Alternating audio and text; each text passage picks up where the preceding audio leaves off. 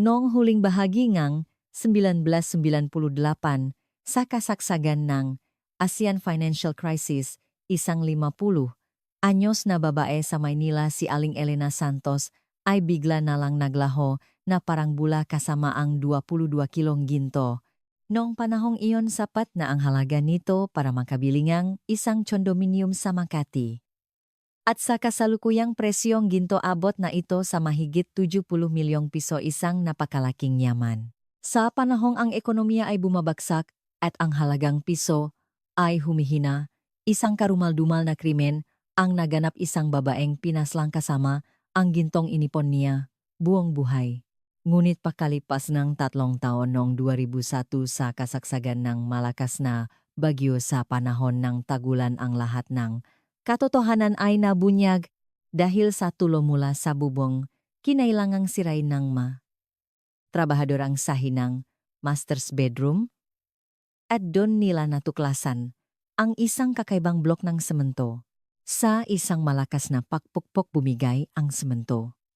At mula sa bitak lumitaw ang kalansay ni Aling Elena Santos na 3 taon nang nawawala. Ang mas nakakagimbal pa ay ang lugar kung saan natakpuan ang bangkay sa ilalim mismo ngang higaan kung saan natutulog ang kanyang panganay na anak na si Jose Reyes sa loob ngang 3 taon. Bakit ikinulong ng isang anak ang kanyang ina sa ilalim nga malamig na semento at natulog pa sa ibabaw nito gabi-gabi? At saan napunta ang 22 kilong ginto na kasama raw niyang nawala? Upang mabigyan na hustisya ang kawaawang sinapit ni Aling Elena bago magsimula ang kwento. Mag-subscribe, i-like at i-comment kung saan kayo nanonood. Ang kabutihang loob na ito ay siguradong magbabalik bilang biyaya sa inyong pamilya at mga anak. Magsimula na tayo? Diyos ko tao, may butong tao rito. Noong 2001, isang nakakakilabot na krimen ang nabunyag nang matakpuan ang kalansay ngang isang 50 anyos na babay sa loob ng isang bahay sa Maynila. Ang mas nakakagulat pa ito ay natagpuan sa saig mismo. NG, silid tulugan, NG, anak, NG, biktima.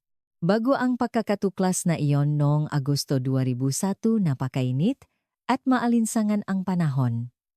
Ang isang eskinita sa Maynila ay puno ng lubak dahil sa ilang araw na walang tigil na pag-ulan at ang hangin ay amoy-amag. Sa isang luma at bahagyang nakalubok na bahay maririnig ang reklamo ng nga trabahador na nagayos ng tumatagas na tubo. Ano ba naman itong sahig na to? Anong pinanghalo nila rito? Hindi tumatalab ang drill, sigaw ng isang trabahador. Si Mang Kiko na basang-basa ng pawis habang ibinababa ang kanyang maso. Kung ordinaryong semento lang ito kanina, pasanabasak. Pero ang nakaumbok na blok ng semento sa gitna ng silit ay matigas pa rin. Lumapit ang kasama niyang si Mang Romy habang nagpupunas ng mukha gamit ang tuwalya. Hayaan na lang natin yan. Diba't paulit-ulit na sinabi nga may-ari na huvak. Nahuvak daw gagalawin, yan paano natin hahayaan halos bumaha na sa tulo at saka tingnan mo nga ang itsura nito. Parang puntot, sino namang matinong tao ang maglalagay ganito kataas na semento sa gitna ng kwarto? Muling itinaas ni Mang Kiko ang maso. Ginamit niya ang buong bigat ng kanyang katawan at buong lakas na ipinukpok ito sa tila pinakamahinang bahagi ng semento. Kasabay ng isang malagapa na tuno nagsimulang makaroon ng mabita na parang sapot ng gagamba sa ibabaw ng matigas na konkreto. Ngunit mula sa mabita kasabay nga alikabok ng semento, isang nakakasuya at masangsang na amoy ang sumingaw. Yok, anong amoy yon? Sumabok ba ang Poso Negro, sabi ni Mang Kiko habang tinatakpan ang kanyang ilong.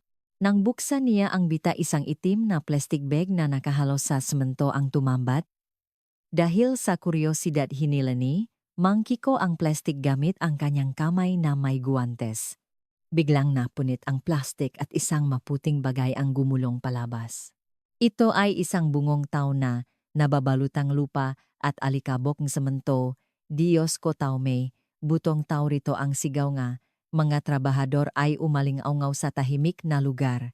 Agad na rumesponde ang mga pulis. Kinordona ang lugar at sinimula ang investigasyon.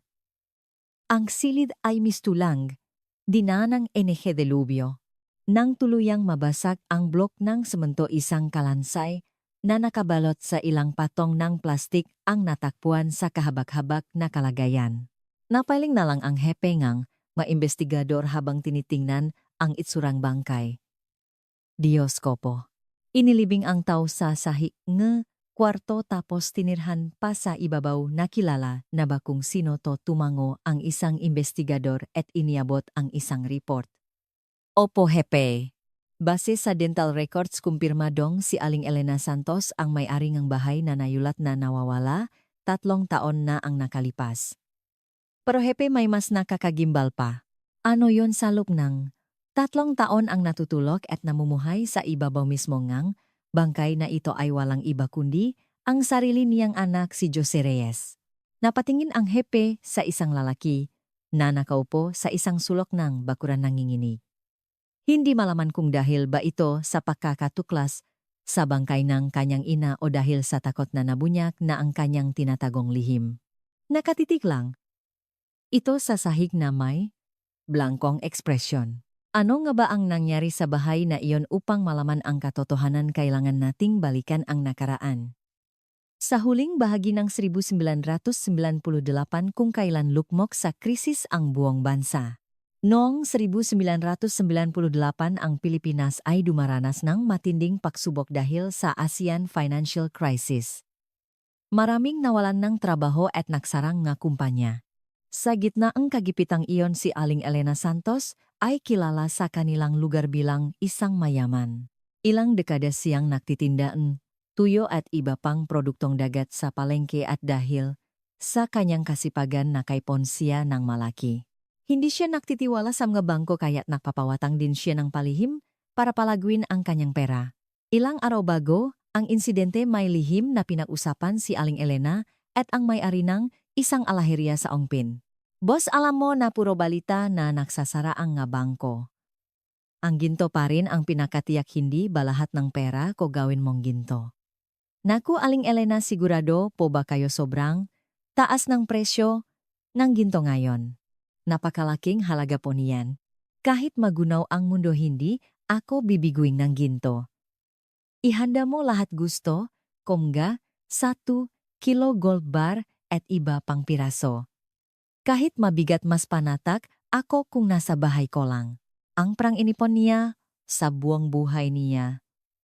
Ay, ipinambili niya ng ginto na may kabuwang 6,000 donyon katumbas ng 22-25 kilo. Sa presyo nun ito ay humigit kumulang 5 milyong piso, sapat na para makabili ng isang 3-bedroom condominium sa Makati. Itinago ni Aling Elena ang napakalaking kayamanan sa ilalim ngang kumot sa loob ngang kanyang aparador sa kwarto at gabi-gabi niya itong tinitingnan ng may ngiti sa labi. Ngunit ang kislap ngang ginto na inakala niyang magiging sandigan niya ang siya palang magiging mitsa ngang kanyang buhay at magakit sa isang taong sakim. Sa isang gabi noong huling bahagi ng 1998, isang mabigat na katahimikan ang bumalot sa bahay ni Aling Elena. Ang kanyang panganay na anak na si Jose Reyes, nabaon sa utang dahil sa naluging negosyo ay nakaluhot at nakmamakaawa sa kanya. Mukha itong pagod at ilang araw nang hindi naliligo habang nakahawak sa laylayan ng damit ng kanyang ina. Inay, parang awan niyo, natulungan niyo po ako? Kung hindi ko ito mababayaran, makukulong po ako. Gusto niyo po bang makita ang asawa at maanak ko na sa kalsada tumira na pabuntong hininga si Aling Elena at binuksan ang aparador. Kahit masakit magsalita, isa pa rin siyang ina na hindi matitiis ang anak na nasa bingit ng kapahamakan. Kinuha niya ang isang mabigat na balutan mula sa ilalim ng aparador at inilapag ito sa sahig. Nang buksan niya ang tela kumislap sa ilawang bumbilya ang mga 1 kilo gold bar at pirasong ginto. Ito ang lahat ng pinahirapan ko, dugot pawis ko. Gamitin mo to para bayaran ang utang mo at magsimula ka ulit. Pero tandaan mo ito na ang huli. Naintindihan mo, inay? Maraming salamat po. Habang buhay ko pong tatanawin, itong utang na loop. Hinding-hindi ko po kayo bibiguin.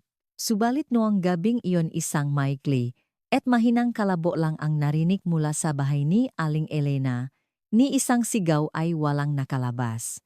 Tumaho sandali ang asong kapitbahay, ngunit muling bumalik sa nakabibinging katahimikan ang eskinita. Kinabukasan hindi nakbukas ang kanyang pwesto sa palengke si Aling Elena na dipangkaraniwan dahil maaga siyang laging dumarating. Nag-alala ang makasamahan niya sa palengke at tinawagan siya ngunit walang sumasagot. Pagtanghali dumating sa presintong pulisya ang kanyang manugang na si Maria Cruz at anak na si Josie Reyes. Nangingini ang boses ni Maria, "Pulis, nawawala po ang biyenan ko.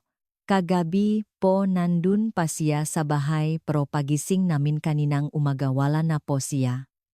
Nang dumating ang nga pulis sa bahay napansin nilang napakalinis at napakayos ng lahat. Sa sala nandun pa ang hapunan ni Aling Elena na hindi naubos malamig na. Ang kanyang sinalas ay nandun din. Ngunit pagbukas nila ang pintong master's bedroom natigilan sila. Bukas ang pinto ni aparador at magulo ang mga kumot. At higit sa lahat ang 22.5 kilong ginto na itinuturing na buhay ni Aling Elena ay wala na. Hindi ito simpleng paglayas. Baka nanakawan kayo ano po ba ang eksaktong nawawala itinuro ni Jose ang walang lamang aparador umiyak? Yung ginto po ni inay na inipon niya buong buhay niya 6,000 donyon po yon? Nawawala po lahat pati si inay? Agad na siniyasat ng nga pulis ang buong kabahayan? Kung may pumasok mula sa labas, dapat may sirang pinto o bintana ngunit wala silang nakitang anumang senyales ng forced entry. Nakalok ang pinto sa harapan at buo ang ngarehas sa bintana. Ibig sabihin, ang salarin ay may sariling susi o isang taong lubos na pamilyar sa lubga bahay. Tinitigan ng masama ng hepon ng investigasyon ang mag-asawang Jose at Maria at nagtanong, "Sino-sino ang nasa bahay kagabi?" Nanginginig na sinagot ni Maria habang kinakagat ang kanyang kuko. "Ako po ang asawa ko at ang biyenan kong lalaki. Pero pagising po namin kanina, wala na rin po si Itay. 22.5 kilo. Isang bigat na kahit malakas na lalaki ay mahihirapang buhatin sa isang kamay. Ang ginto kasama ang ina ay naglaho sa lupngang isang gabi. Sa pinakaligtas sanang lugar sa lupngang kwarto naganap ang isang misteryosong pakawala.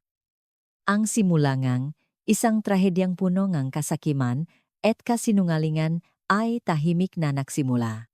Agad na napansin ng pulis na bukod kay Aling Elena may isa pang taong nawawala ang kanyang asawa at ama ni Jose si Mangcardo. Dahil walang senyales ng sa pilitang pagpasok itinuring na masuspek ang mga miyembro ng pamilyang nasa bahay. Sa lahat si Mangcardo ang pinakapangunahing suspek. Kilala siya sa kanilang lugar bilang isang notorious na sugarol na naubos na ang lahat ng ari-arian. Madalas din niyang saktan ang kanyang asawa kapag hindi siya binibigyan ng pera kaya't parang bahay na niya ang presintong pulisya. Nang magtanong-tanong ang mga investigador sunod-sunod ang negatibong testimonya ng mga kapitbahay tungkol kay Mang Jardo. Isang 60 anyos na alis sa katabing bahay ang napailing ng tanungin ng pulis. "Matagal ko nang sinasabi may mangyayaring masama sa taong yan. Pag nalalasing, yan nagdidilim ang paningin binubagbog niya si Elena." Nakurinig sa buong kalsada ang sigaw. "Ano po ang sitwasyon nung gabi ng insidente may? Narinig o napansin po ba kayong kakaiba na gawin na naman sila?" Gabi na sigaw siya ng sigaw. "Akin na ang pera ko." Tapos bigla na lang tumahimik. Akala ko binigyan na lang siya ni Elena ng pera para tumigil na. Hindi ko naman inaakala na papatayin niya pala tapos ililibing. Ang mga testimonya ng mga kapitbahay ay lahat tumuturo kay Mangcardo bilang salarin. Pinahiwalay ng mga pulis sina Jose at Maria para sa masinsinang interogasyon. Sa loob ng interrogation room umiyak si Jose halong lungkot sa pakawala ng ina at galit sa kanyang ama. "Sir, aminin ko na po. Hindi lang po isa o dalawang beses nagbanta ang tatay ko na papatayin niya si inay. Pinupuntahan na po siya nga mabumbay dito sa bahay dahil sa utang niya sa sugal. Alam ba ang tatay mo ang tungkol sa ginto? Opo. Alam niyang may tinatagong ginto si inay sa aparador at laging niyang sinusubukang kunin ang susi. Ilang araw nga po bago yon nakwala siya, dito na may dalang kutsilyo. Sigurado po ako siya ang may gawa nito. Siya ang pumatay kay inay at kinuha ang ginto. Ang salaysay ni Jose ay detalyado at puno ng emosyon. Sa kabilang kwarto ang manugang na si Maria ay nanginginig din habang ikinukwento ang mga kahinahinalang kilos ng kanyang biyenan. Sirnitong manakarang araw po may tinanong sa akin si Itay na kakaiba. Tinanong niya kung alam ko daw kung saan tinatago ni inay yung ginto. Nakakatakot po ang tingin niya kaya sinabi, kung hindi ko alam tapos bigla siyang dumura at umalis. Sir, paano na po ang inay, kawawa naman siya? Sigurado pong yung matandang yon ang gumawa nito. Dahil sa makakatukmang pahayang pamilya at mga kapitbahay ang direksyon ng investigasyon ay nakatuon na sa pagnanakaw, pagpatay at pagtakas na ginawa ngang asawa. Naniniwala ang pulisya na 99% na si Mang Cardo ang pumatay sa kanyang asawa, itinapon ang bangkay at tinangay ang 22. 5 kilong ginto. Ang tanong ay kung paano siya nakatakas. Ang 22,005 kilo ay halos kasing bigat ng isang sakong bigas at hindi madaling bitbitin ng isang matanda. Sa meeting ng investigation team nagkaroon ng debate tungkol sa posibleng ruta ng pagtakas ni Mang Cardo. Walang sasakyan si Mang Cardo. Paano niya natangay yung ginto na ganon kabigat? Baka tumawa ng taksi o may kasabwat nung panahong iyon, wala pang CCTV sa maeskinita at sa ganong oras wala nang makakakita. Tinanong na namin sa makumpanya ng taksi, walang record ng tawag noong gabing iyon. Ibig sabihin, naglakad lang siya. Kung nakapatay ka ng tao at may bitbit na ganung karaming ginto, baka magkaroon ka ng superhuman strength. Ikalat na ang wanted poster sa buong bansa. I check eng, lahat nege bus terminal at Istasyon Negetran. May dala siyang halos 5 milyong piso, hindi yan makakalayo. Noong 1998, hindi pa uso ang CCTV sa bawat kanto at wala ring dashcam ang mga sasakyan. Halos walang ebidensya para matunton ang kinaroroonan ni Mang Cardo. Ipinakalat ng pulisya ang wanted poster ni Mang Cardo sa buong bansa at ginawang public ang kaso. Agad itong sinakyan ng media. Gabi-gabi sa balita ito ang laman, sa gitna, ang krisis, asawa pinatay dahil sa ginto. Mga kababayan, isang nakakagimbal na balita. Isang lalaki kinilalang si Reyes ang pinaghahanap ngayon sa salang pagpatay sa kanyang asawa para makuha ang 22 kilong ginto nito. Ang galit ng publiko ay natuon kay Mang Cardo. Hayop masahol, pasahayop, dahil sa pera pinatay ang sariling asawa, sabing ng mga tao. Samantala ang mag-asawang Jose at Maria na nawalan ngang ina at yaman ay umani ngang simpatya. Ngunit habang tumatagal ang investigasyon may mga lumabas na kaduda-dudang detalye. Ginamit ng Socoteam ang luminol spray sa buong bahay sa kwarto banyo para mahanap ng bakas ng dugo, ngunit negatibo ang resulta. Hepe, kakaiba to. Kung pinatay at binuhat ang biktima, dapat may kahit konting dugo na naiwan pero walang reaksyon ang luminol. Malinis ang sahig, malinis ang pader. Baka nilinis ng husto pag ginamitan ng chlorine na hindi raw lumalabas. Kahit anong linis kayang i-detect na luminol, kahit pinakamaliit na bakas ng dugo. Ibig sabihin alinman sa dalawa walang dugong dumanak sa loob ng bahay o sinakal siya, pero wala ring nakitang posibleng armas o gamit na panakal. Ilang investigador ang nagduda, kaya bangang isang matanda na gawin ang krimen nang ganito kalinis, walang iniwang ebidensya, ngunit dahil napakalinaw ngang motibo ni Mang Cardo, ang mga ganitong pagdududa ay isinantabi. Ang tanging solusyon sa kaso ay ang mahuli si Mang Cardo. Samantala dumating ang resulta ng financial records ni Aling Elena. Walang anumang withdrawal sa kanyang bank account. Unit na kumpirma sa record ng alaheriya na bumili na siya ng 6000 donyon ng ginto Kumpirmado. 15 piraso ngang 1 kilo gold bar, 40 piraso ngang 100, donyon na ginto. Eksaktong 22.5 kilo. At totungang nawala ito mula sa loop ngang bahay. Iginuhit ng HEPA ang posibleng ruta ng pagtakas ni Mang Cardo sa mapa. Para maibenta ang ganito karaming ginto kailangan dumaan sa mga fence o illegal buyer. Haluhugin ninyo ang lahat ng alaheriya sa ongpin sa buong Maynila. Sa oras na subukan ni Mang Cardo na magbenta kahit isang piraso dapin agad ngunit lumipas ang panahon. Lumipas ang 1 linggo 2 linggo pero walang bakas ni Mang Cardo. Walang credit card transaction. Walang hospital record kahit tawag sa payphone ay wala. Para siyang naglaho na ang ginto ay hindi rin lumabas sa merkado. Ang kaso ay unti-unting nawi sa isang malaking misteryo. Habang abala ang mga pulis sa paghahanap kay Mang Cardo ang atensyon, sa mismong crime scene ang master's bedroom ay nawala. Walang sinuman ang nakaisip na ang nawawalang ginto at ang bangkay ay nasa ilalim mismo ngang sahi na kanilang tinatapakan 2 linggo matapos ang insidente. Abang walang pagusad, ang kaso lumapit si Jose Reyes sa isang investigador na may determinadong muka. Sir, mukhang hindi na po babalik si inay. Hindi po namin kayang maghintay na lang hanggang mahuli si itay. Gusto ko na po sanang ipaayos ang bahay.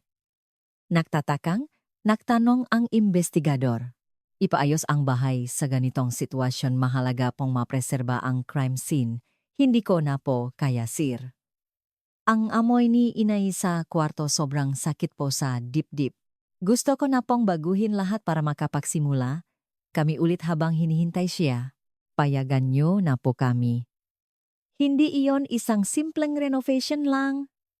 Iyon ang simula ng isang kakaiba at karumal-dumal na pagtatayo ng isang bilangguan na ginawa mismo ng Bantayng Ginto. Lumipas ang 15 araw mula nang mawala sina Aling Elena at Mang Cardo ngunit walang anumang progreso sa investigasyon. Nagpakalat ng wanted posters ang pulisya sa buong bansa, pero walang nakitang bakas ni Mang Cardo. Tila nilamon siyang lupa kasama ang 22,005 kilong ginto. Habang problemado ang mga investigador, isang kakaibang konstruksyon ang nagsimula sa bahay na pinangyarihan ng krimen. Jose, anong ginagawa mo? Ikaw mismo ang gagawa. Bakit hindi ka kumuha ngang nga trabahador gulat? Natanong ngang isang pulis. Sagot ni Jose, habang pasan-pasan ang isang sako ang semento at may blankong tingin ayoko pong ipagawa sa iba. Gusto kong ako mismo ang makalis ng maalaala ni inay sa kwartong ito. Hayaan niyo na po ako. Gabi-gabi si Jose mismo ang nakbubuhat ng semento at buhangin mula sa isang hardware. Kung normal, na renovation dapat may mga eksperto para tingnan ang sahig at mga tubo pero binalewala niya ang lahat ng iyon. Isinara niya ang pinto ng kwarto at magdamag na naghalo ng semento at ibinuhos ito sa sahig. Ang ingay nga, pahahalo at ang kanyang mabigat na pahinga ay maririnig sa buong magdamag na naging dahilan ng pakaistorbo nga kapitbahay. Kinaumagahan hindi na nakatiis ang isang kapitbahay. Hoy Pamilya Reyes, ano ba yang ingay nyo magdamag nagpapagawa ba kayo ng puntot diyan? At ano ba yang amoy na yan ang tapang agat na lumabas ang manugang na si Maria at hinawakan ang kamay ng kapitbahay nagmamakaawa? Aling pasensya na po. Wala po sa sarili ang asawa ko ngayon. Iniisip niya na nandun pa si inay sa kwartong yon kaya kailangan daw niyang sementuhan ulit ang sahig para mapanatak siya. Dahil po sa pagmamahal niya, nababaliw na po siya, pagpasensyahan niyo na po muna. Kahit na ang bahong semento abot, dito sa amin bibigyan ko na lang po kayo ng merienda mamaya. Kailangan niya pong gawin yan para mabuhay. Hindi ko po siya mapigilan. Sa halip na pigilan ang asawa si Maria, pa ang nagtatanggol dito.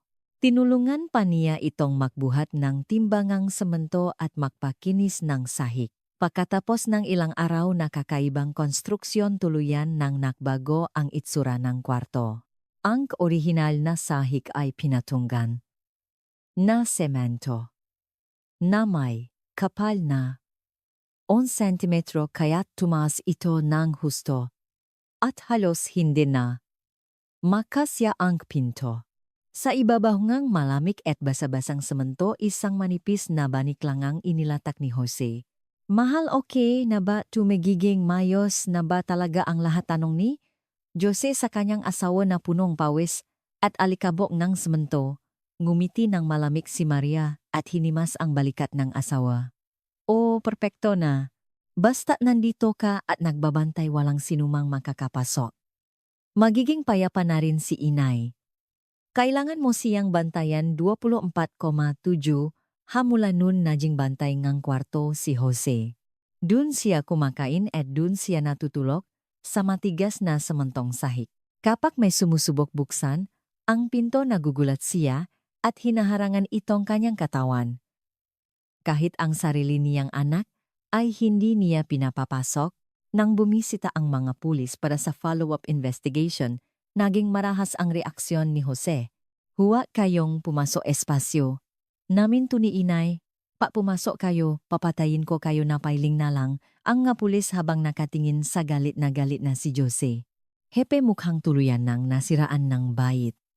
Baka matinding post-traumatic stress disorder yan. Hayaan mo na.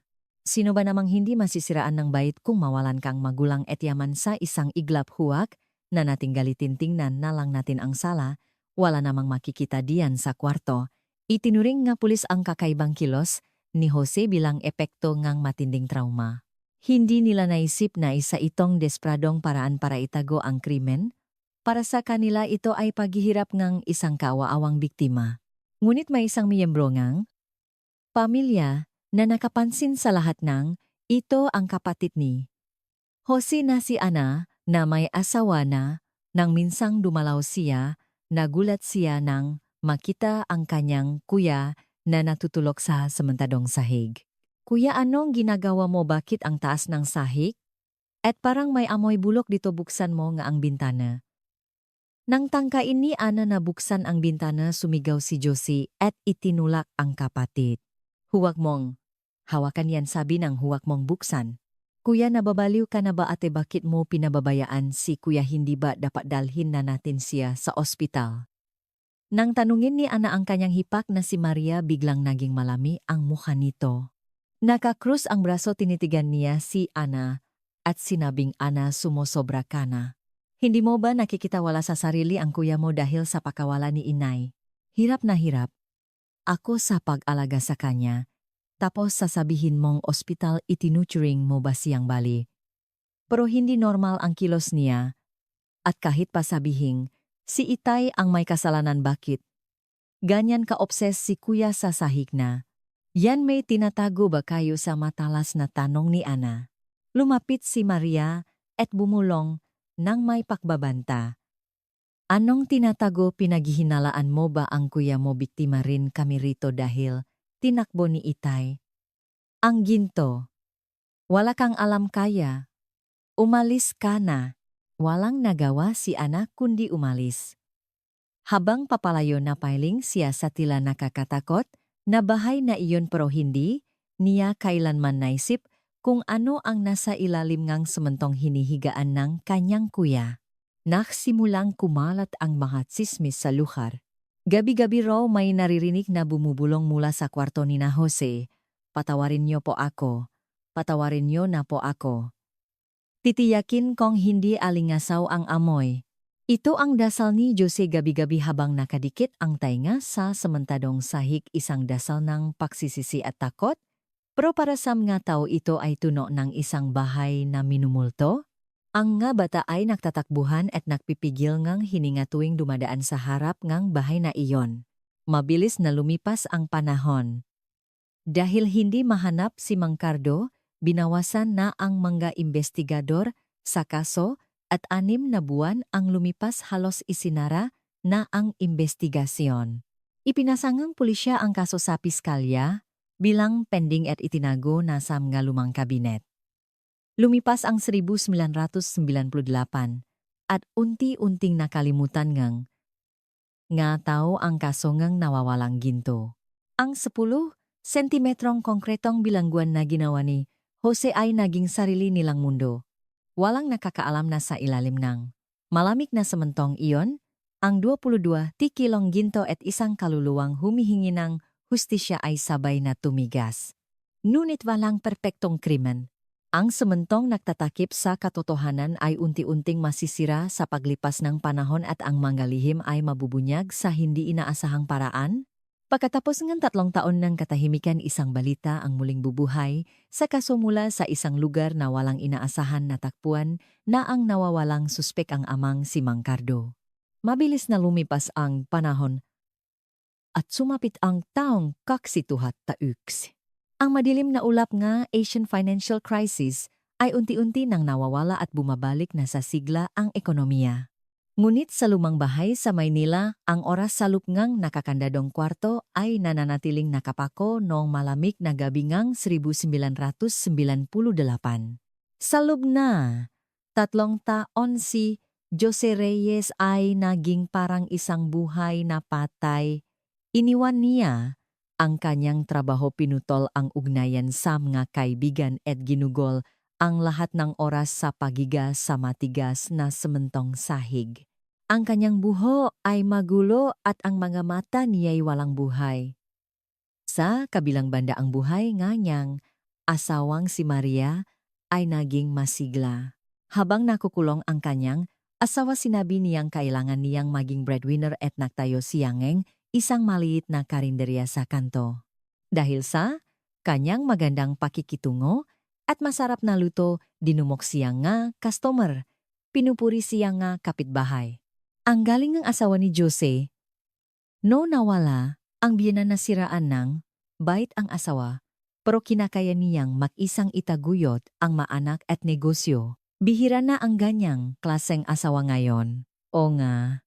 Kahit wala nang ginawa yung asawa kundi kamutin ang sahi, hindi mo makikitaan ng sama ng loob. Inaalagaan pa rin niya. Anghel yan, anghel. Ang anghel na manugang na si Maria. Walang nakakaalam kung gaano kalamig ang kanyang tingin tuwing uwi siya at bubuksan ang pinto ng kwarto. Samantala sa opisina ng cold case unit ng PNP, hindi pa pinapatay ang ilaw kahit gabi na. Si Detective Cruz, na naghahalungkat ng malumang kaso, ay muling binuksan ang file ng pakawalan ni Aling Elena at ng ginto. Hinahanap niya ang mga record ng mga unidentified na bangkay at missing persons sa buong bansa. Biglang nanlaki ang mga mata ni Detective Cruz habang nakatitig sa monitor. Ano to nagmatch ang fingerprints ng injinig niyang kinlik ang mouse. Ang fingerprints ng isang di kilalang pasyente sa isang nursing home sa Cebu ay 99.9% na tugma sa wanted na suspek na si Mang Cardo. Agad na kinuha ni Detective Cruz ang kanyang jacket at sumigaw sa kasama na takpuan na si Mang Cardo nasa Cebu alis. Natayo habang nasa biyahe papuntang Cebu, maraming senaryo ang tumakbo sa isip ni Detective Cruz. Si Mang Cardo ba na tumakas dala ang 22 kilong ginto ay nahuli matapos mamuhay ng marangya.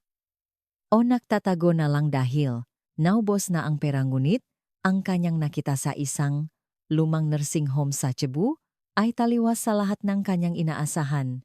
Sa isang sulok mo di siyang matandang butod balat na lang ang nakahiga, nakatitik sa kisame. Hindi man lang ito kumibo ng lapitan at yuyugin siya ni Detective Cruz.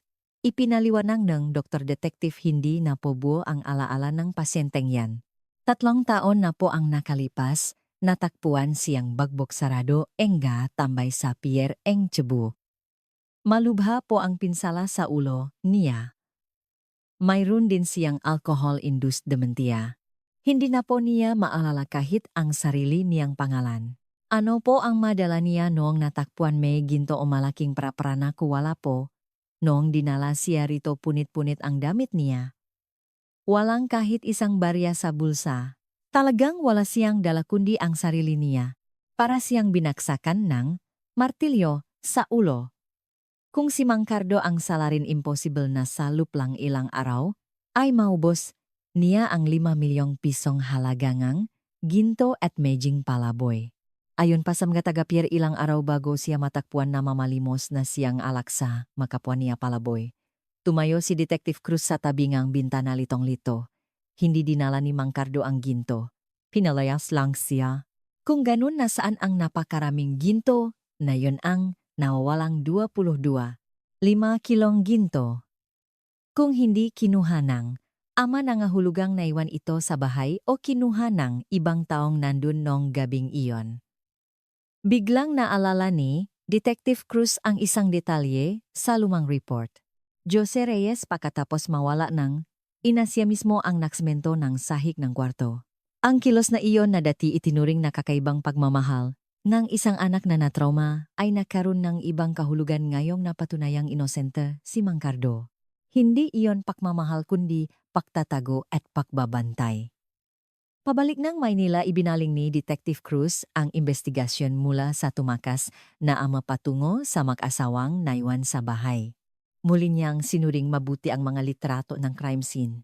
Ang napakataas na, samantadong sahig at ang anak na natutulog doon sa loob ng 3 taon, lahat ng pahiwatig ay nakaturo sa ilalim ng sementong iyon, ngunit hindi sapat ang hinala para makakuha ng search warrant para sirain ang sahig ng bahay nga iba. Kailangan niya nga matibay na dahilan. Paano ko masisira? Ang sementong yan kailangan ko ng legal na paraan. Tila pinagtatawanan ng langit ang kayabangan ng taong nagtatago ng katotohanan. Nagsimulang maktipon ang makakapal na ulap sa kalangitang gamay nila.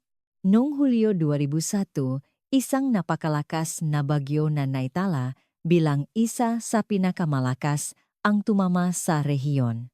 Ang malakas na buhos ng ulan ay tumagaling ilang araw at gabi at ang mga lumang kabahayan sa Maynila ay unti-unting binaha.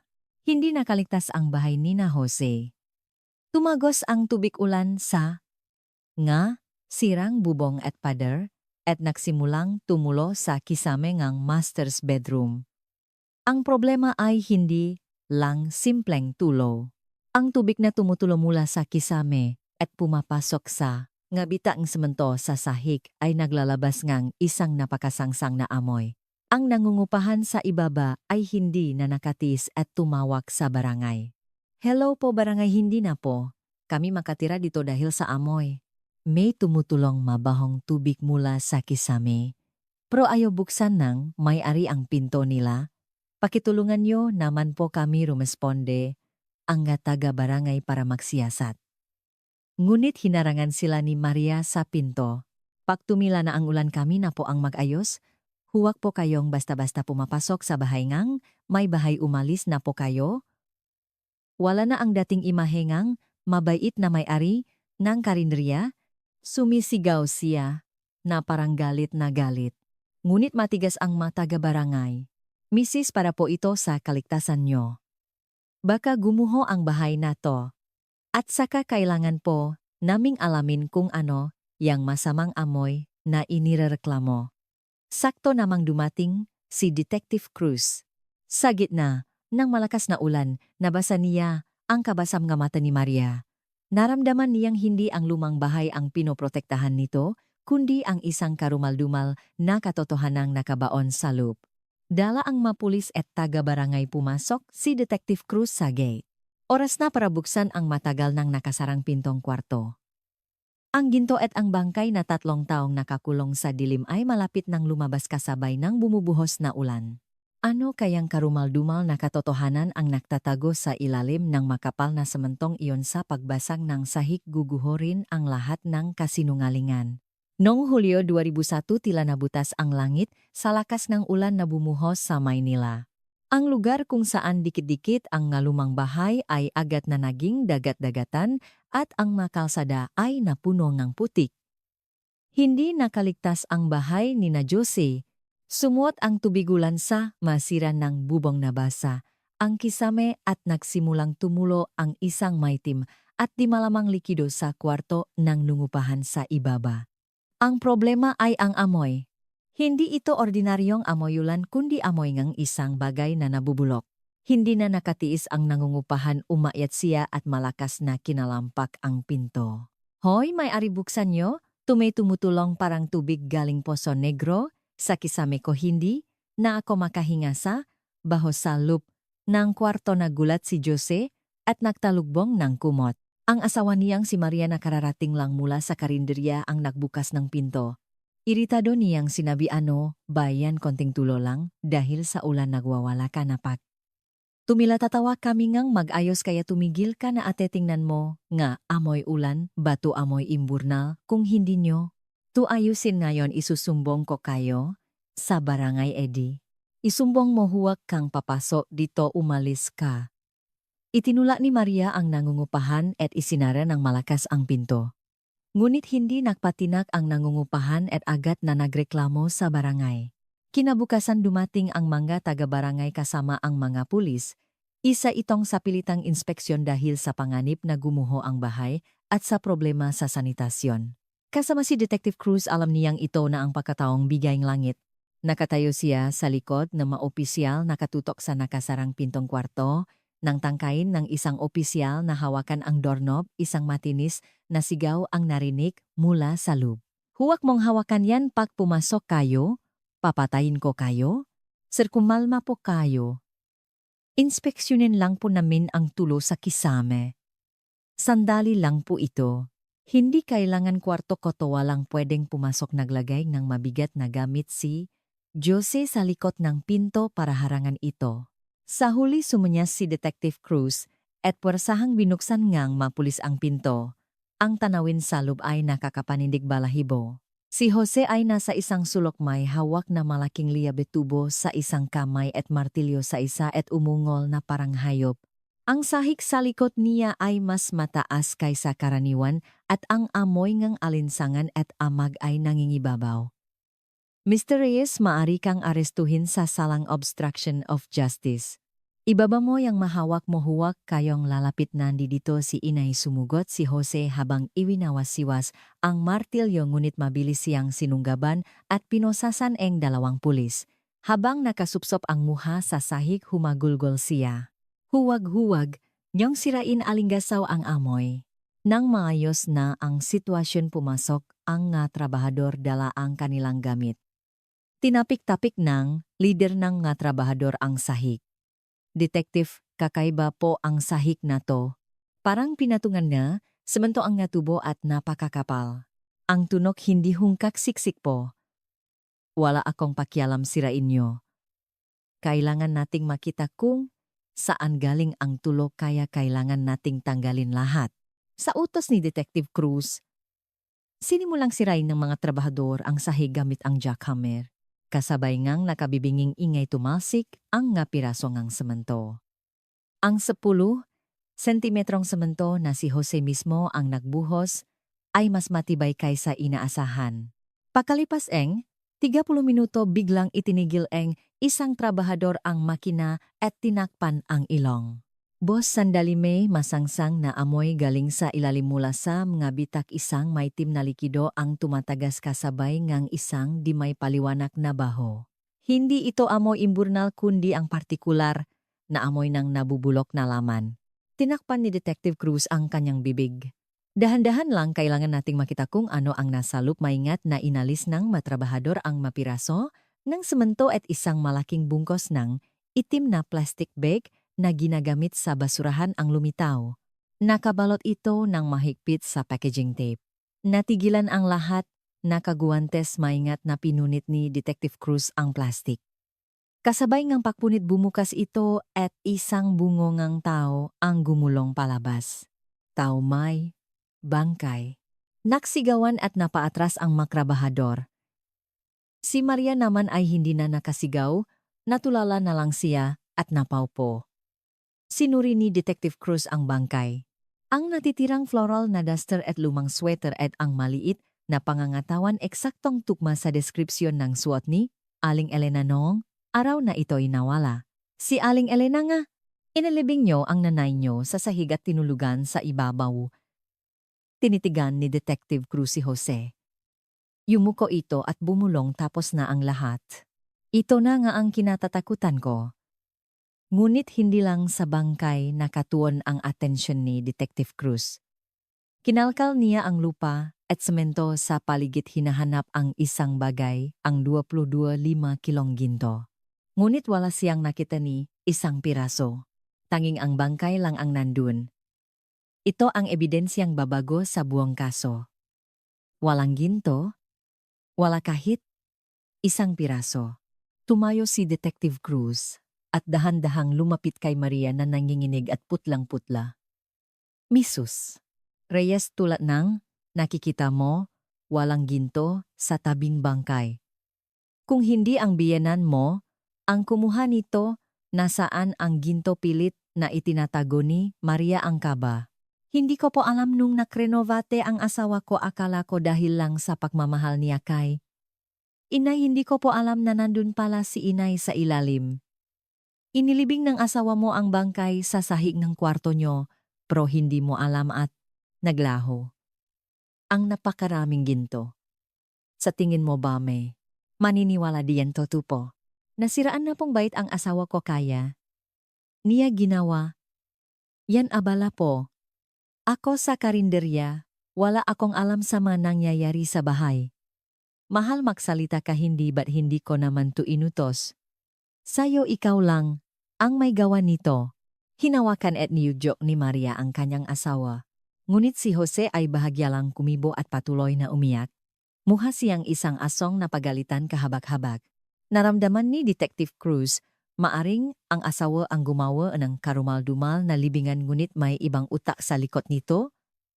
At ang nawawalang 22.5 kilong ginto ay matagal nang wala sa bahay na iyon. Ang bangkay ngang inananatakpuan sa loob ng kwarto at ang yaman na hindi kasamang inilibing. Inaresto si Jose at isinama bilang person of interest si Maria. Ang kaso ay hindi na simpleng missing person, kundi isang karumal-dumal na kaso ng pariside at pagtatago ng bangkay. Ang ngalabi ni Aling Elena na dinala sa morgue ay handa nang magbigay ng kanyang huling testimonya. Ang mga marka sa kanyang bungo at ang buhol sa kanyang balot ang magiging siyentipikong hatol na dudurok sa lahat ng kasinungalingan ng kanyang manugang. Sa loob ng autopsy room ng PNP Crime Laboratory, mas mabigat at mas malamig ang hangin kaysa karaniwan.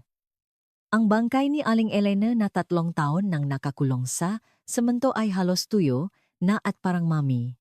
Habang pinag-aralan ng medico-legal ang bungo, napakunot ang kanyang noo. Detective, pumasok ka rito. May kakaiba. Pumasok si Detective Cruz at itinuro ngang doktor ang kanang bahagi ng bungo. May malinaw na marka ang depressed skull fracture o paglubok ng bungo dahil sa malakas na palo.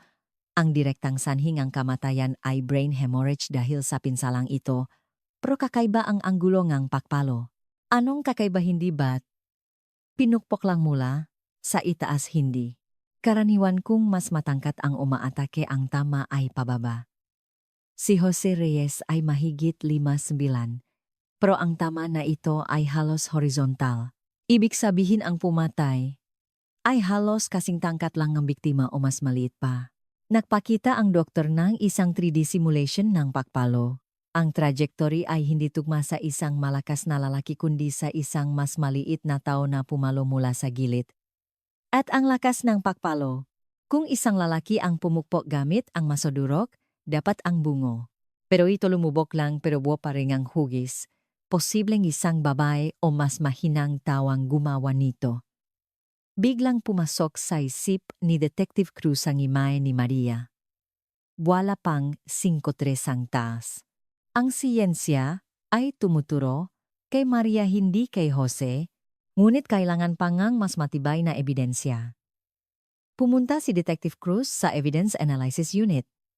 Dun pinag-aralan ang plastic at tape na bumalot sa bangkay. Itinaas ng isang analyst ang isang buhol. Detective, tingnan niyo ang buhol na ito. Kakaiba, di ba? Parang ordinaryong buhol lang. Tingnan niyo pong maigi. Karamihan sa atin ay right-handed, kaya't ang pagbuhol natin ay pakanan. Pero ito pakaliwa. Isang reverse knot. Ito ay karaniwang ginagawa ngang makaliwete o may partikular na trabaho. Nanlaki ang mata ni Detective Cruz. Binuklat niya ang kanyang notebook. Si Maria isang kaliwete na kaliwang kamay ang gamit sa pagsusulat nega order at paghihiwa sa karinderya. Agad siyang pumunta sa karinderya ni Maria. Sa likod nakatambak ang supot ngang basura. Kumuha siyang ilan at dinala sa crime lab.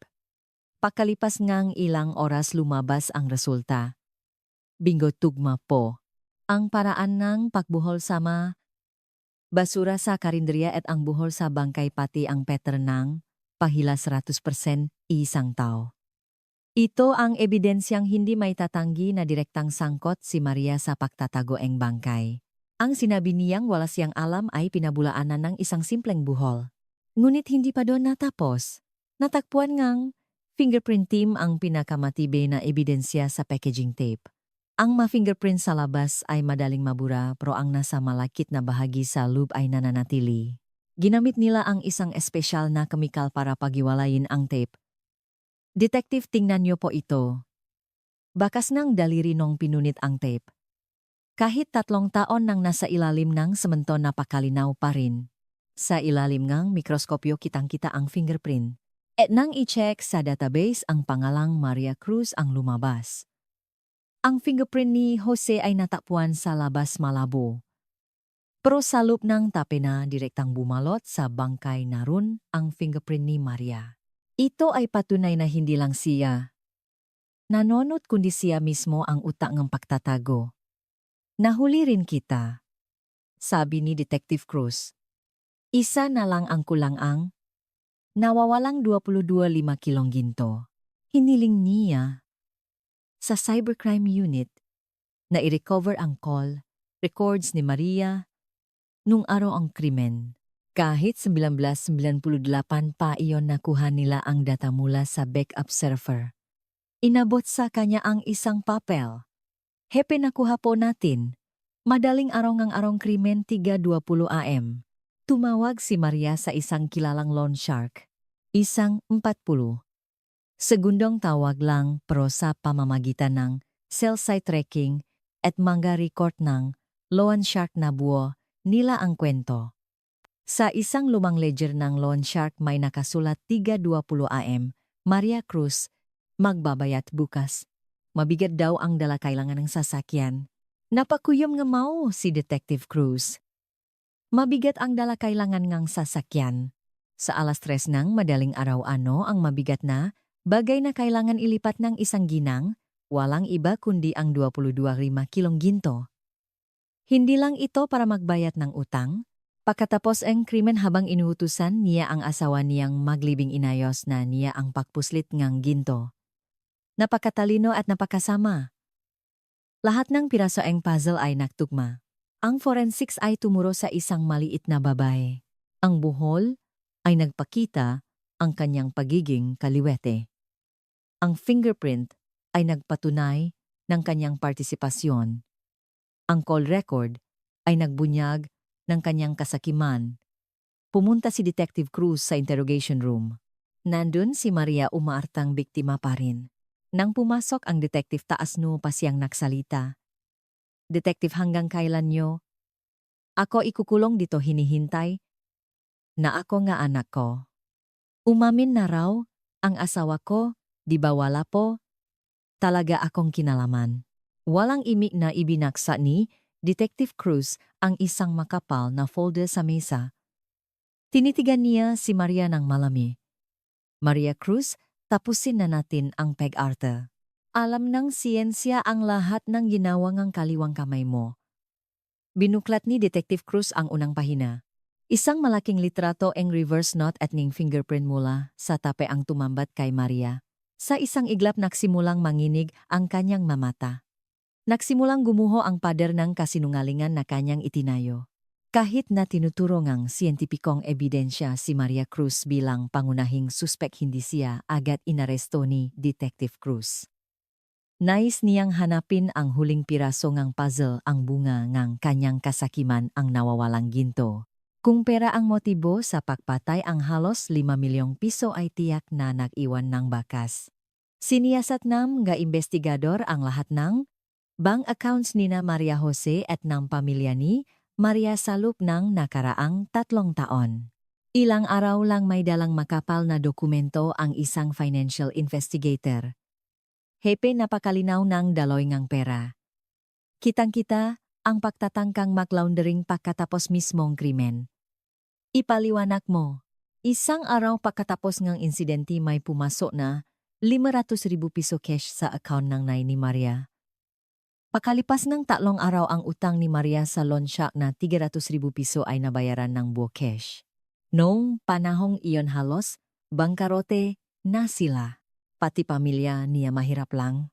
Saan galing ang ganoong kalaking pera may mas malala pa po? May tinatagong sikreto si Maria sa asawa niya. Ipinakita ng investigador ang isang kontrata ngang upa para sa isang apartment sa isang subdivision sa labas ng Maynila. Ang petsa 2 buwan lang pagkatapos ng krimen. Ang pangalan sa kontrata Maria Cruz lang. Ang upa 1-2 milyong piso, habang ang kanyang asawa ay nanginginig sa takot sa ibabaw ng mabahong samantadong sahig ang asawa niya ay gumamit ng ninakaw na pera para kumuha ng sarili niyang komportableng tirahan. Kinuyom ni Detective Cruz ang kontrata. Ginawa niyang asong bantay ng bangkay ang asawa niya habang siya nahahanap ng bagong bahay. Napakasamang babae. Malinaw na kung saan galing ang pera sa 22.5 kilong ginto ni Aling Elena. Sunod na pinuntahan ng mga investigador ang Ongpin ang sentro ng kalakalan ng ginto. Noong 1998 kasagsagan ng krisis talamak ang bentahan ng ginto. Hinanap nila ang mga lumang record ng mga malakihang bentahan sa mas mababang presyo. Sa isang maliit na pawn shop sa isang eskinita natagpuan nila ang isang mahalagang testigo. Tinitigan ng matagal ngang may-ari ang litrato ni Maria at bigla niyang naaalala ko to. Hindi ko makalimutan ang matalas niyang tingin. Sigurado po kayo maraming customer ang pumupunta rito araw-araw. Paano nyo naalala ang isang customer mula? 3 taon na ang nakalipas nung panahong iyon maraming nagbebenta ng ginto dahil sa krisis pro-iba siya. May dala siyang malaking backpack at halatang-halata na mabigat. Nang buksan niya bumuhos ang mga 1 kilo gold bar at iba pang alahas na nakabalot sa dyaryo. Siya lang mag-isa ang may dala nun opo. Tinanong ko kung saan galing sabi niya manugang daw siyang isang mayamang pamilya sa probinsya at kailangan niya ng pera agad. Ibebenta raw niya 20% na mas mababa sa market price basta cash. At ang pinaka-importante nung pumirma siya napansin kong kaliwete siya. Kakaiba ang paraan niyang pagsulat halos itinatagilid niya ang papel. Sa 30 taon ko sa negosyong ito bihira akong makakitang ganun kaya't natandaan ko. Isang kaliwete na may kakaibang paraan ng pagsulat. Eksaktong tugma sa taong gumawa ng reverse knot. Kinuha ni Detective Cruz ang testimonya ng may-ari at kopya ng ledger at bumalik sa interrogation room. Malamig ang hangin sa loob. Nakakrus pa rin ang braso ni Maria tahimik o sinasabing hindi ko alam. Maria Cruz huling tanong. Saan galing ang perang ipinambayad mo sa utang at ipinangupa sa apartment ilang beses ko bang sasabihin? Inutang ko sa pamilya ko. Ipinahiram sa akin ng nanay ko ang lahat ng ipon niya. Krimen ba yun na pangisi si Detective Cruz at inihagis ang testimonya ng pamilya niya? Ang nanay at kapatid mo sinabing wala silang alam. Saan naman kami kukuhang 1 milyon humingi nga ang tulong sa amin si Maria, pero wala kaming may bigay, yan ang sabi nila. Gagawa ka pa ngang sinungaling sa pamilya mo nagsimulang manginig ang nga mata ni Maria, pero agad siyang nakbago ngang kwento. Ay nakamali ako. Sa kaibigan ko pala inutang tapos yung nakuha ko sa paluwagan. Hindi mo maalala kung ganon hindi mo rin siguro maalala ang may-ari ng pawn shop sa Ongpin. Inilabas ni Detective Cruz ang testimonya at ang ledger kung saan nakapirma ang kanyang pangalan gamit ang kaliwang kamay. Biglang namutla si Maria. Nanginginig ang kanyang malabi hindi na siya makapagsalita. Nagsimulang gumuho ang pader ng kasinungalingan na akala niya'y perpekto. Ngunit alam ni Detective Cruz na para matapos ang trahedyang ito mas mahalaga pa sa paamin ni Maria ang isang bagay, ang basagin ang maling paniniwala ng kanyang asawang si Jose. Sa kabilang kwarto si Jose, ay paulit-ulit pa ring sinasabi ako ang gumawa ng lahat. Walang alam ang asawa ko. Lumipat si Detective Cruz sa kwarto ni Jose. Nakayuko lang si Jose iniwasan ang tingin ng detective. Jose Reyes, inisip mo sigurong pinoprotektahan mo ang asawa mo. Dahil mahal mo siya, inasya nga anak mo. Tama na po. Ako na po ang pumatay. Ako ang naglibing. Buhay ko na po ang ipambabayad. Alam mo ba kung ano ang ginagawa ang asawa mo habang ikaw sa loob ng 3 taon ay nanginginig sa takot sa ibabaw ng malamig na sementong? Iyon iniisip kong alingasaw ang amoy ng nanay mo. Ipinakita ni Detective Cruz ang kontrata ng apartment. Binasa ito ni Jose. Ang pangalan sa kontrata, Maria Cruz. Ang selyo. Ano? Ano to? Iyan ang apartment na kinuhang asawa mo 2 buwan pagkatapos ng krimen. Galing sa ginto ng nay mo na ninakaw niya. Nagsimulang manginig ang kamay ni Jose. Hindi totoo yan. Hindi magagawa ni Maria yan. Wala kaming pera, mamamatay na kami sa utang. Habang sinasabi niya sa'yo na bantayan mo ang sahig para hindi umamoy, siya nagbabentang ginto at nahahanap ngang bagong bahay. At kamakailang lang, kumuha na siya abogado para mag-file annulment. Alam mo ba kung ano ang dahilan? Psychological incapacity and financial incompetence, moro. Ang mga salita ni Detective Cruz ay parang punyal na tumusok sa puso ni Jose. Napailing siya. Sinungaling na sisinungaling ka para pek-awain kami, hindi ako iwan ni Maria. Alam mo ba kung ano ang pinagdaanan namin? Gumising ka, hindi kaasawa para sa kanya, isa ka lang asong bantay ng bangkay ang plano niya, pek. Nakulong ka dun, siya titira sa apartment na yon ng masaya. Sumigo si Detective Cruz at inilabas pa ang mga papeles para sa annulment. Biglang nawalan ng focus ang mga mata ni Jose. Ang tanging paniniwalang bumuhay sa kanya sa loob ng 3 taon ang pagsasakripisyo para sa pamilya ay biglang naduro. Ibinaksak niya ang ulo sa mesa at umungol na parang hayop. Hindi. Toto, Maria, paano mo nagawa sa akin to? Umalingaw-ngaw ang kanyang pahagulgol sa buong presinto. Hindi ito galit ng isang mamamatay tao, kundi sigaw ng isang taong nawalan ng buong pagkatao. Habang pinakmamasdan si Jose, hindi maiwasan ni Detective Cruz na makaramdam ng awa.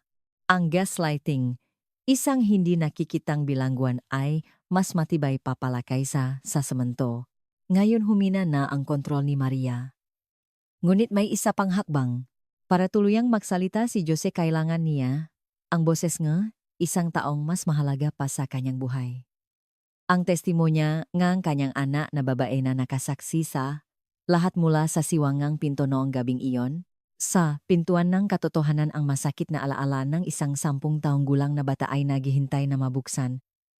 Mabigat ang hangin sa loob ng interrogation room. Kahit nakita na ni Jose Reyes ang kontrata na apartment, pilit pa rin niyang itinatanggi ang katotohanan. Nanunuyo ang kanyang labi at hindi mapakali ang kanyang mata. Para siyang nagdarasal, paulit-ulit niyang sinasabi, pero inapa rin siya na anak ko. Kung makukulong ako, sino ang mag-alaga sa kanila? Siguro nakamali lang siyang desisyon, pero hindi siya mamamatay tao. Impossible. Napabuntong hininga si Detective Cruz. Hindi ito pag-ibig, kundi isang uringang sakit na dulot ng matagal na pagmamanipula. Napakatibay ngang padengang kasinungalingan na itinayo ni Maria. Para mawasak ito, kailangan ang boses ng isang taong mas mahalaga pa kay Jose kaysa sa kanyang sarili, ang kanyang anak. Inilabas ni Detective Cruz ang kanyang huling baraha. Jose Reyes, kailangan nating pag-usapan ang anak mo na gusto mong protektahan. Nung gabi ng krimen, nandun din ang anak mo, hindi ba si Jasmine? 7 taong gulang pa lang nun. Tulog po si Jasmine. Wala siyang nakita. Huwag niyo pong idamay ang bata, parang awan niyo na. Sigurado ka ba nakausap na siya ng child psychologist? Pakinggan mo ang kwentong tinago niya sa kanyang dibdib sa loob ng 3 taon. Binuksan ni Detective Cruz ang monitor. Lumabas ang imaheng ang 10 taong gulang na si Jasmine sa isang child-friendly na counseling room. Mas maliit siya kaysa sa mga kaedad niya at mahigpit na yakap ang isang manika. Dahan-dahan siyang kinausap na psychologist. Yasmin, ligtas ka rito. Walang mananakit sa iyo. Nung gabing nawala ang lola mo, may naalala ka ba kinagat ni Jasmine ang kanyang labi at yumuko. Nanginginig ang kanyang mabalikat. Pagkatapos ng mahabang katahimikan, nagsalita siya ng pabulong. Bawal ko pang sabihin, pak nalaman ni mama, huhulihin daw si papa tapos dadalhin ako sa ampunan. Natigilan si Jose. Hinawakan ng psikologis ang kamayng bata. Hindi totoo yan. Kung sasabihin mo ang totoo, matutulungan mo ang papa mo. Pwede mo bang ibulong sa akin kung ano ang sinabi ni mama? Lumingon-lingon si Jasmine at pagkatapos ay nagsimulang umiyak habang ikinukwento ang nakakatakot na alaala. Nung gabing yon nagising po ako kasi naihi ako. Tapos may narinig akong kalabok sa kwarto ni Lola kaya sumilip ako sa siwang ng pinto. Ano ang nakita mo? Si mama po. Hawak niya yung magandang bato na display ni Lola. Tapos may tumutulong pulang tubig mula sa bato. Nakahiga po si Lola sa sahig, hindi na po gumagalaw. Napasinghap si Jose at lumapit sa monitor. Nagpatuloy ang bata. Natakot po ako kaya tumakbo ako pabalik sa kwarto pero sinundan ako ni mama. Hinawakan niya ng mahigpit ang balikat ko at sinabi, Jasmine, yung nakita mo huwag mong sasabihin kahit kanino. Pag nagsalita ka, huhulihin ng pulis ang papa mo. Tapos dadalhin ka sa ampunan at araw-araw kang bubugbugin dun. Naintindihan mo? Duktong ni Jasmine, takot na takot kaya po hindi ako nagsalita. Kasi baka makulong si papa at ayokong mapunta sa ampunan. 3 taon ko po tiniis. Gusto ko pong sabihin kay papa pero takot po ako kay mama. Biglang humagulgol ang bata sa video. Umalingaw-ngaw ang kanyang iyak sa buong kwarto. Gumuho ang mundo ni Jose. Isupsop niya ang kanyang mukha sa mesa at umungol na parang hayop. Jasmine, anak, patawarin mo. Si papa, patawarin mo ako. Akala niya pinoprotektahan niya ang kanyang pamilya, ngunit ang hinayaan niyang ikulong ng isang demonyo ang sarili niyang anak sa isang bilangguan ng takot.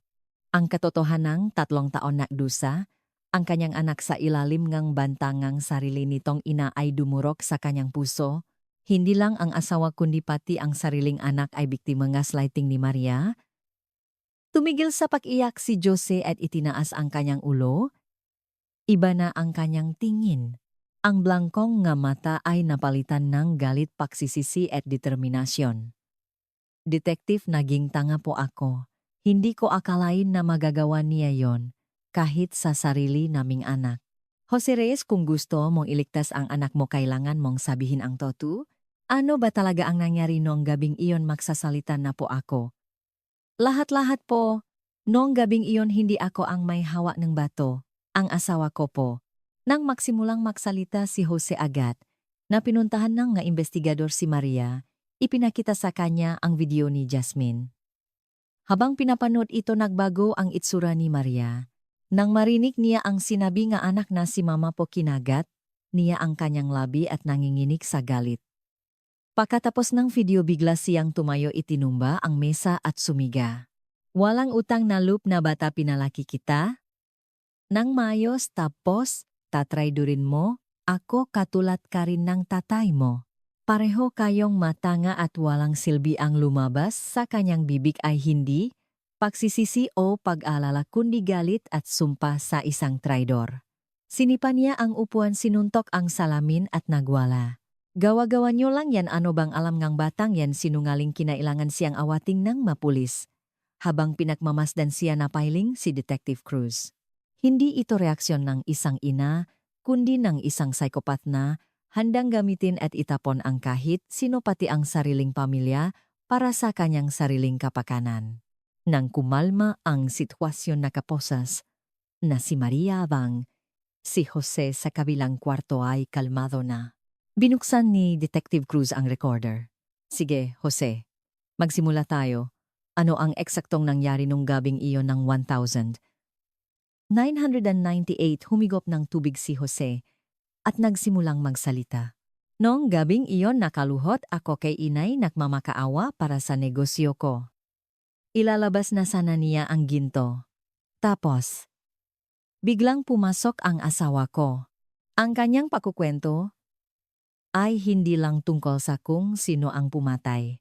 Ito ay isang malagim na salaysay kung paano sinira at kinontrol ang isang tao para maging bantay ng isang karumal-dumal na libingan. Ang demonyong bumulong sa kanyang tainga ay malapit ng mabunyag. Tinula daw ng asawa niya ang kanyang ina kinuha ang batong pampalamuti at naalala ni Jose ang lahat. At kung bakit sa loob ng 3 taon kinailangan niyang matulo sa ibabaw ng bangkay. Ang katotohanang lumabas sa bibig ni Jose ay mas karumal-dumal pa kaysa sa inaakala ng mga investigador. Hindi ito simpleng pagpatay dahil sa pera kundi isang perpektong halimbawa ng psychological manipulation. Balik tayo sa malamig na gabi nga. Disyembre 1998. Nakaluhot si Jose kay Aling Elena. Inilabas ni Aling Elena ang ginto. Jose, anak, ito na ang buhay ko. Gamitin mo to magsimula ka ulit. Pero ito na ang huli. Biglang bumukas ang pinto at pumasok si Maria. Ang kanyang nga mata ay nakatutok sa kumikinang na ginto. Siya nun ay baon sa utang dahil sa kanyang kapatid. Inay, sabi niyo, wala kayong prapro, ang dami niyo palang tinatagong ginto, bigyan niyo po ako, mamamatay na ang kapatid ko sa utang. Itinago ni Aling Elena ang ginto.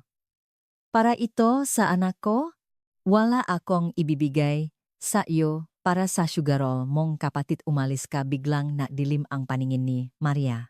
Kinuha niya ang isang malaking batong display at bago pa man makapigil si Jose, buong lakas niya itong ipinalo sa ulo ng kanyang biyenan. Isang mahinang kalabo lang ang narinig at bumaksak si Aling Elena. Nataranta si Jose. Inay Maria, anong ginawa mo? Kukunin na sana niya ang telepono para tumawag sa 911 ngunit sinampal siya ni Maria.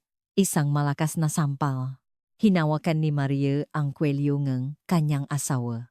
Gumising kapag tumawag kang pulis, anong mangyayari? Magiging anak kang mamamatay tao at si Jasmine anak ng mamamatay tao.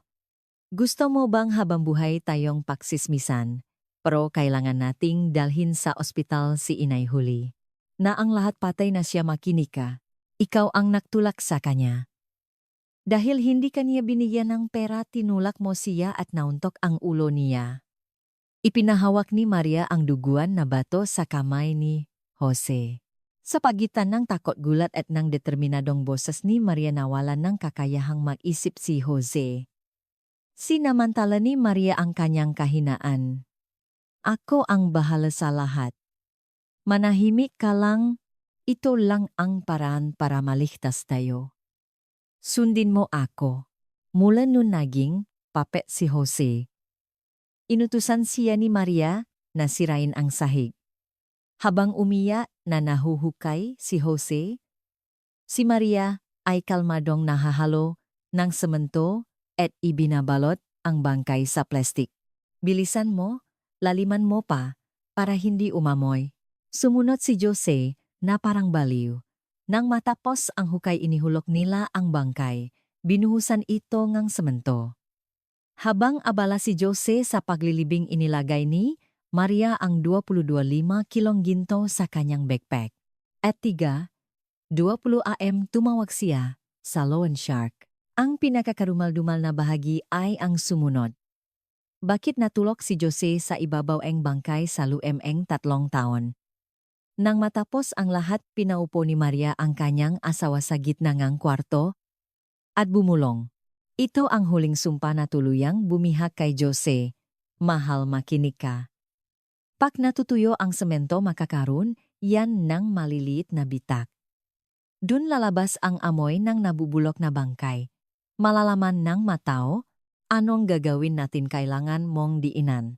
Ang bigat at init ng katawan mo ang magpapanatiling selyado niyan 24,7. Pag umalis ka, lalabas ang kaluluwa ni Inay. Kaya huwak na huwak kang alis sa kwartong ito. Naintindihan mo isang kasinungalingan na walang basehan. Ngunit para kay Jose, na wala na sa tamang pag-isip, ito ay naging isang batas na kailangan sundin. Mula noon natulog siya sa ibabaw ng semento, nanginginig sa takot na baka umalingasaw ang amoy. Akala niya pinoprotektahan niya ang kanyang pamilya, ngunit ang totoo siya ay biktima ng mental torture. Ang kanyang pagdurusa ang naging perpektong alibi para kay Maria. Nang matapos ang pagkukwento ni Jose, natahimik ang lahat. Nanginginig sa galit si Detective Cruz. Hindi niya maisip na magagawa itong isang tao sa kapwa niya. Dinala niya ang recorder at mga ebidensya sa kwarto ni Maria. Nakukunwari pa rin itong walang alam. Pinatuktok ni Detective Cruz ang recorder. Ang testimonya ni Josie, ang iyak ni Jasmine, ang tawak sa loan siya, at ang huli inilabas niya ang litrato ng bato na may bakas ng dugo na nakita sa ilalim ng luminolite.